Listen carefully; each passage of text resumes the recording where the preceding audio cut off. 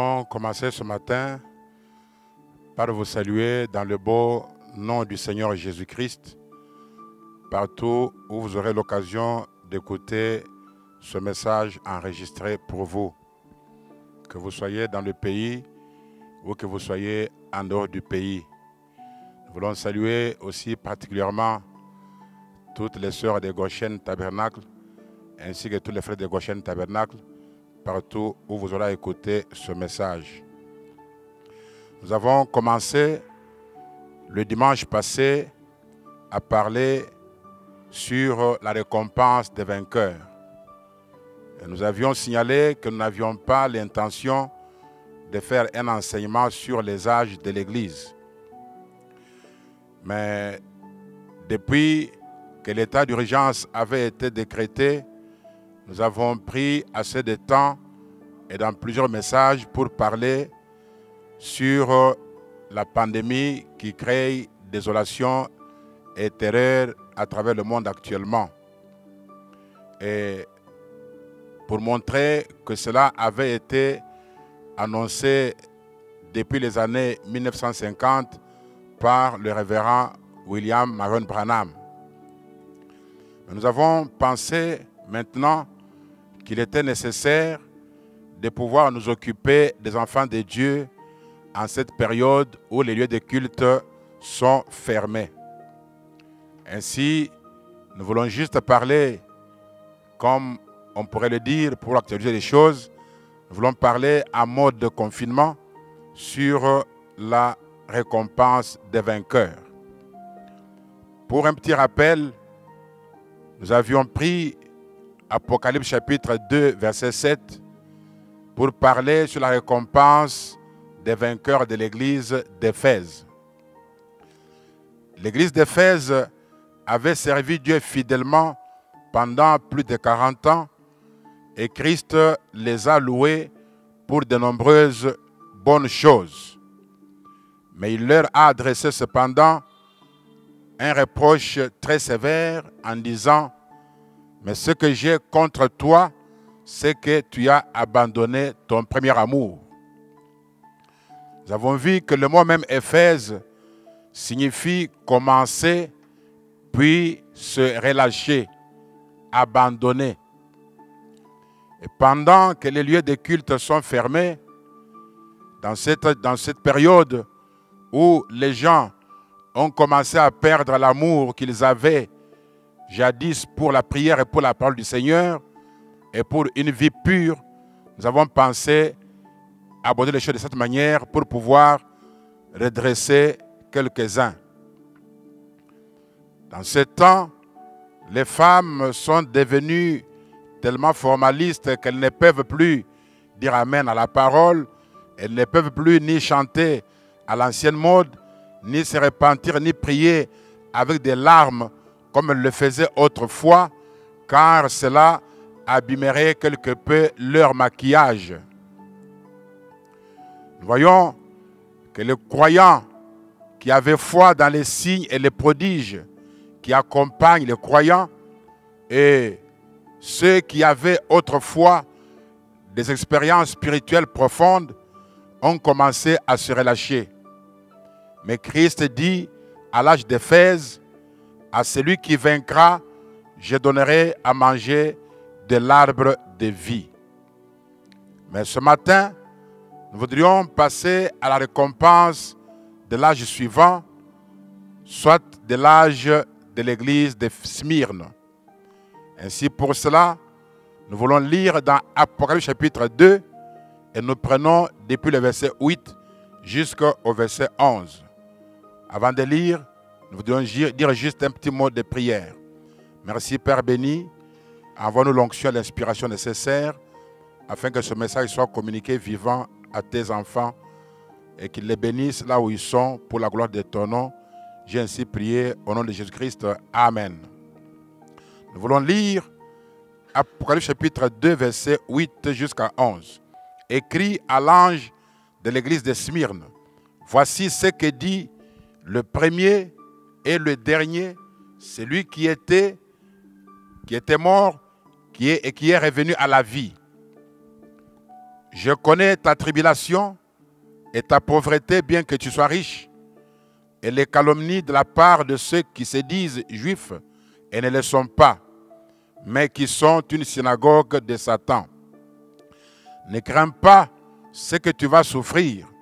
Voici, le diable jettera quelques-uns de vous en prison, afin que vous soyez éprouvés, et vous aurez une tribulation de 10 jours. Sois fidèle jusqu'à la mort, et je te donnerai la couronne de vie. Que celui qui a des oreilles entende ce que l'Esprit dit aux églises. Celui qui vaincra n'aura pas à souffrir la seconde mort. Amen. Que Dieu bénisse sa parole. Le 6 décembre 1960, le prophète prêche un message, l'âge de l'église de Smyrne. Et là, il dit ceci au paragraphe 100. Et cette église fut appelée Smyrne parce qu'elle se mourait. Smyrne signifie amertume. En d'autres termes, une racine d'amertume poussait et l'étouffait. Cela se transforma en myrrhe. C'est ça qu'on utilise pour embaumer les corps morts, la myrrhe. L'amertume conduit à la mort spirituelle. Elle coupe la communion avec Dieu et amène la séparation totale d'avec lui. Dans l'âge de Pergame, Fabanam dit ceci le 7 décembre 60 au point 21. Il dit, essayez de faire quelque chose de bien. Soyez toujours bons. N'ayez aucune malice, aucune rancune. Ne laissez entrer aucune racine d'amertume. Quelque mauvaise que soit une personne, et quel que soit le mal qu'on a dit à votre sujet, n'ayez jamais de mauvaises pensées dans votre cœur contre eux. Car c'est justement là que le diable s'installera pour manigancer quelque chose. Couvrez simplement tout avec l'amour divin. Confessez, réparez, faites du bien à ceux qui vous font du mal. Si vous ne faites du bien qu'à ceux qui vous font du bien, eh bien Jésus a dit, les publicains ne font-ils pas autant, voyez-vous? Les pécheurs, quiconque peut rendre le bien à ceux qui sont bons envers lui. Mais soyez bons envers ceux qui ne sont pas bons envers vous. Faites du bien à ceux qui ne vous veulent aucun bien, qui vous veulent du mal. Parlez en bien de l'homme qui parle en mal de vous. Et c'est ainsi que vous garderez votre cœur libre de toute amertume. Rappelez-vous que c'est l'amertume qui a caractérisé l'âge de Smyrne. Frère Branham dit, et ainsi vous aimerez toujours tout le monde, aussi longtemps que vous demeurez dans cet amour.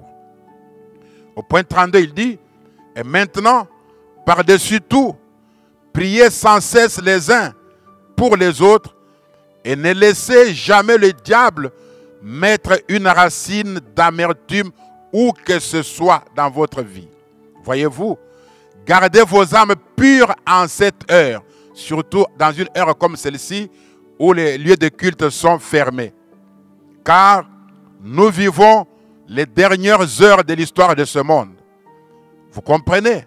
Nous sommes à la fin, mes amis, sans l'ombre d'aucun doute.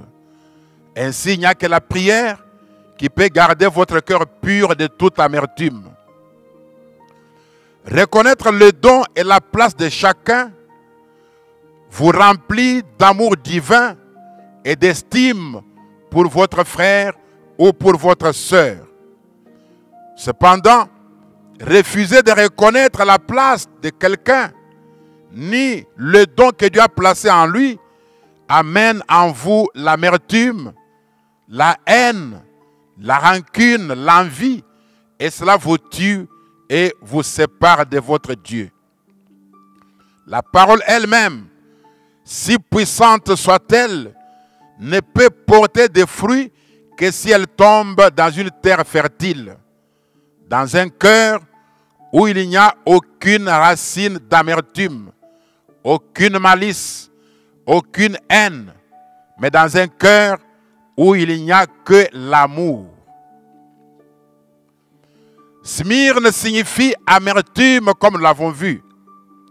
Et l'église de cet âge était remplie d'amertume. Une racine d'amertume suit plusieurs personnes.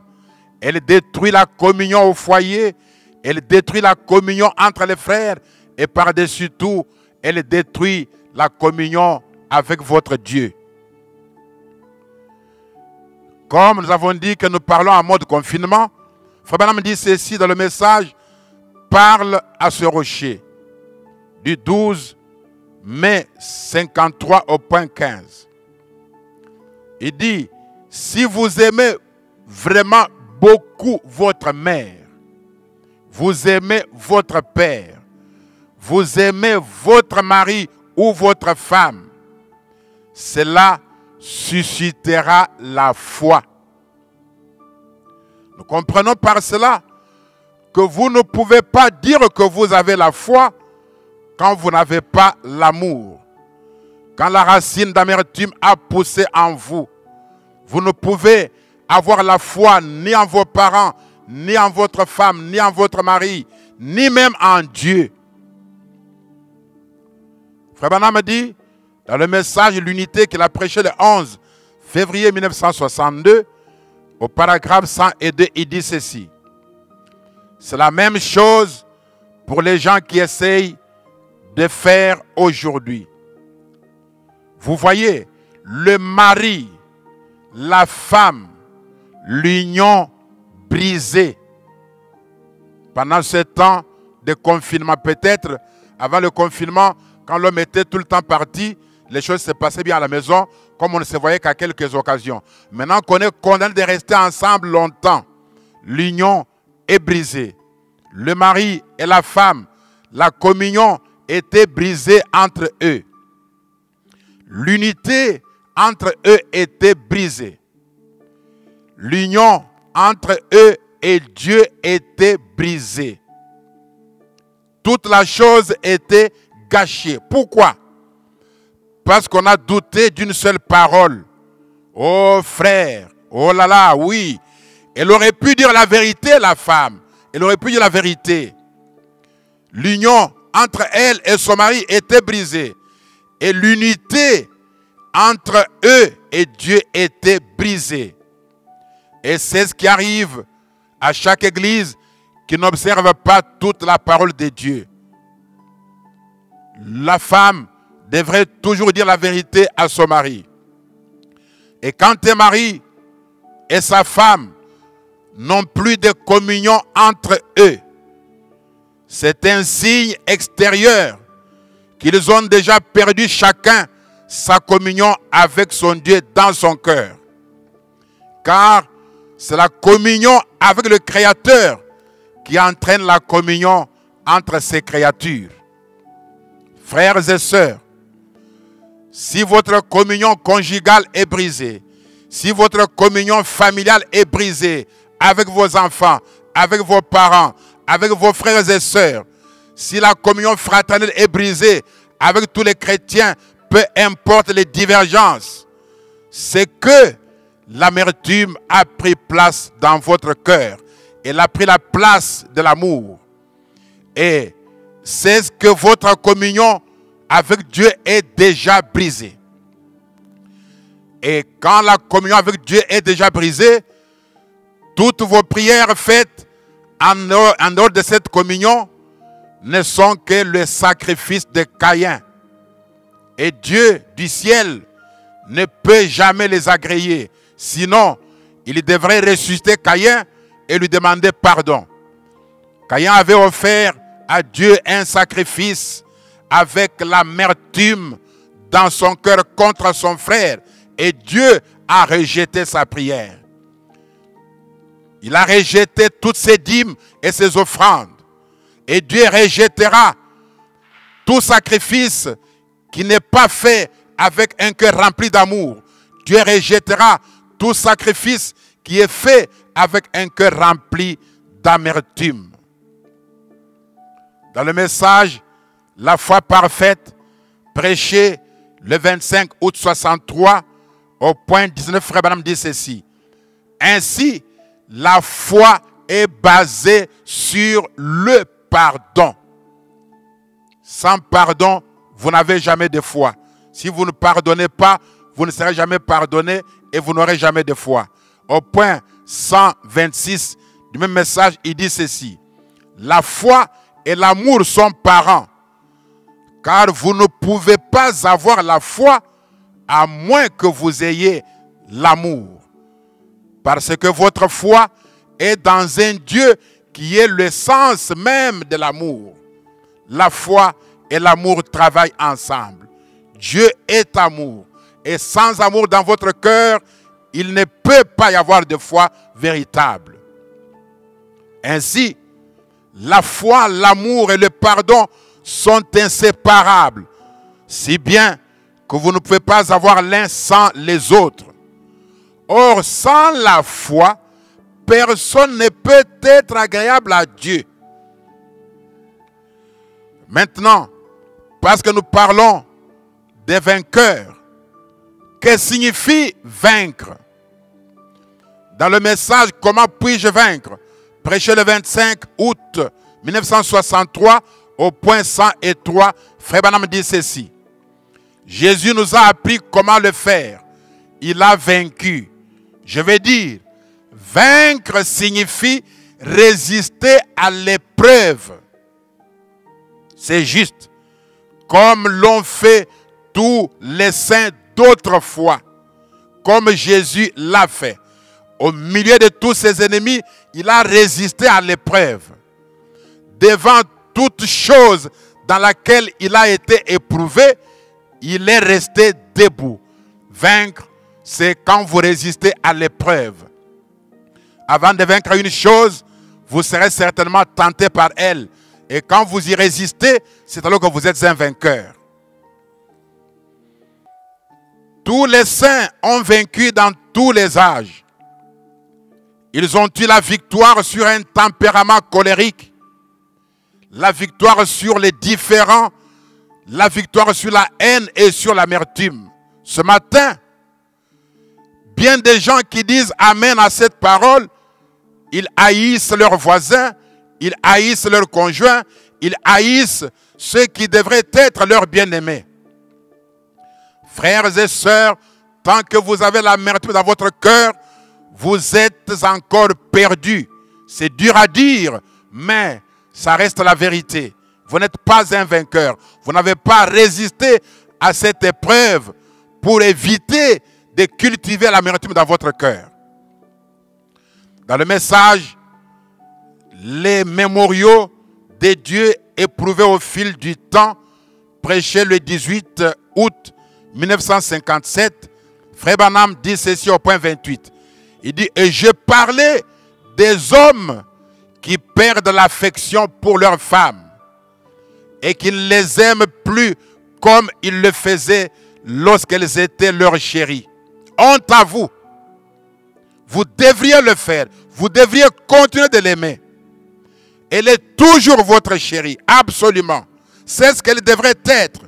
Et vous devriez la traiter tout le temps comme votre chérie. Maintenant, vous avez relâché comme les hommes d'Éphèse en perdant l'affection que vous aviez pour elle. Et ensuite, l'amertume a pris la place de l'amour comme à l'âge de Smyrne. Vous êtes dans un état piteux. Et si vous avez des oreilles pour entendre, l'Esprit vous dit ce matin, celui qui vaincra cette épreuve, celui qui vaincra cette tentation, n'aura pas à souffrir la seconde mort. C'est cela la récompense pour les vainqueurs de l'âge de Smyrne. Ce message aux vainqueurs de Smyrne est destiné à nous réconforter aujourd'hui, tout comme il a réconforté nos frères de tous les autres âges. Et il nous dit que nous n'aurons pas à souffrir la seconde mort. Nous revenons dans le message l'âge de l'église de Smyrne, du 6 décembre 60 au point 151. Frère Branham dit ceci à propos de la seconde mort. Il dit la première mort, c'est la séparation d'avec nos bien-aimés. Nous irons dans la présence de Dieu pour ne plus jamais sortir de cette présence. Vous voyez, s'il y a donc une seconde mort, elle doit être la mort de l'âme. Et ainsi, celui qui a vaincu le monde, ou qui a vaincu les choses du monde, qui a résisté à cette épreuve, qui a gardé l'amour dans son cœur, peu importe ce qu'on vous a fait, peu importe ce qu'on vous a dit, celui-là qui a vaincu, il a la vie éternelle et ne sera pas frappé par la seconde mort. Vous y êtes, la vie éternelle. Dans le message, Monsieur, est-ce le signe de la fin? Prêché le 30 décembre 1962 au point 150, Frère Branham dit ceci. Comment peut-il y avoir un enfer éternel alors que celui-ci fut créé? Je crois dans un enfer qui brûle, certainement. La Bible le dit. Mais cet enfer, c'est pour détruire. La Bible dit, heureux celui qui n'a pas part à la seconde mort. Voyez-vous, vous ne serez pas détruit par la seconde mort. La première mort est une mort physique. La deuxième est une mort spirituelle. Quand tout est terminé, la Bible dit, l'âme qui pêche, c'est celle qui mourra. Vous serez punis pour vos péchés. Peut-être pendant des centaines et des centaines d'années, mais votre âme finira par être annihilée, détruite complètement. La première mort, la mort physique, elle concerne tout être humain. La Bible dit qu'il est réservé à tout homme de mourir une fois. Ensuite vient le jugement. Mais la seconde mort ne concerne pas les vainqueurs. Ceux qui vont résister à l'épreuve d'avoir l'amertume dans leur cœur. Ceux qui vont garder leur cœur pur de toute amertume, de toute malice. Ceux dont le cœur est rempli de l'amour et rien que de l'amour divin. Peu importe ce qu'on vous a fait, peu importe ce qu'on vous a dit. Ce sont les pécheurs au cœur rempli d'amertume qui vont passer par la seconde mort. Car l'amertume tue effectivement. Maintenant, alors que nous chutons dans le message, pourquoi beaucoup de chrétiens trouvent-ils si difficile de mener la vie chrétienne? Beaucoup de chrétiens, ils trouvent si difficile de mener la vie chrétienne. C'est prêché le 3 mars 1957. Au point 74, Frère Branham fait cette prière que je voudrais qu'elle soit une prière faite pour moi et faite aussi pour toi. Il dit, ôte toute culpabilité et toute condamnation. Ôte toute culpabilité et dès aujourd'hui même, pas un autre jour, dès ce matin même, puisse le Saint-Esprit d'amour, de joie, de paix, de douceur, de gentillesse, de patience s'établir dans chaque cœur ici, Seigneur. En tant que ton serviteur, j'intercède de tout mon cœur pour ce groupe, pour tous ceux qui sont en train d'écouter ce message. Je t'offre, Seigneur, ceci est le fruit du sermon. Ceci est la chose que je t'offre. En tant que prédicateur de l'évangile, je te confie ceci. Ô Dieu, au nom de Jésus-Christ, que l'esprit d'amour, de paix, de joie, de compréhension, de douceur, de gentillesse s'établissent dans chaque cœur. Que le Saint-Esprit fasse fondre la froideur, la raideur et l'indifférence. Que cela soit fondu, que cela soit anéanti, détruit par le Saint-Esprit. La froideur, la raideur et l'indifférence. Que chaque racine d'amertume soit arrachée par la houe aiguisée de Dieu. Oh mes frères et sœurs, quand les familles en confinement ont perdu l'esprit d'amour, l'amertume prend place dans leur cœur. Ils perdent la paix entre eux. Ils n'ont plus la joie de vivre ensemble. Le confinement, loin d'être un bon moment de communion, de retrouvailles, devient tellement gênant. Un moment où tout n'est qu'incompréhension. Ils deviennent tranchants, sans aucune douceur, aucune tendresse l'un envers l'autre. La froideur et l'indifférence s'installent dans le foyer. Ce matin, puisse Dieu envoyer le Saint-Esprit, le grand bulldozer de Dieu, descendant du ciel comme un vent impétueux pour déraciner l'amertume jusqu'à sa racine et ôter de votre cœur cette amertume et y planter les fleurs d'amour, les fleurs de joie et les fleurs de paix. Priez ce matin que le Saint-Esprit purifie votre cœur de toute amertume, de toute indifférence et de toute froideur qui commence à vous caractériser. Vous n'êtes plus intéressés l'un à l'autre. Quel état piteux ce matin. Soyez un canal à travers lequel le Saint-Esprit peut agir. Parce que celui qui vaincra n'aura pas à souffrir la seconde mort. C'est-à-dire aura la vie éternelle. Donc avec l'amertume dans votre cœur, envers votre mari, envers votre femme, envers un frère, envers qui que ce soit, sans amour de Dieu dans votre cœur, vous passerez par la seconde mort. Vous mourrez dans votre corps et aussi dans votre âme. Prions le Seigneur. Dieu notre Père et notre Roi, je bénis ton nom ce matin, Seigneur Jésus. Et je recommande ces quelques paroles entre tes mains, afin que tu les oignes et les accompagnes et les multiplies dans le cœur de tes enfants, comme tu avais multiplié les pains et les poissons. Sauveur divin et Dieu de miséricorde, afin que chacun trouve sa part, trouve son compte, et que nous puissions tous venir devant toi, face contre terre, cherchant ta face, priant, que le Saint-Esprit ait libre cours à notre cœur pour déraciner chaque racine d'amertume, chaque haine, chaque malice, chaque esprit d'indifférence et chaque froideur, et que le Saint-Esprit place dans nos cœurs des fleurs de joie, de paix et d'amour. Je confie tes enfants entre tes mains, bénis-les partout, alors que je les remets à toi, qu'ils soient des vainqueurs en cette période.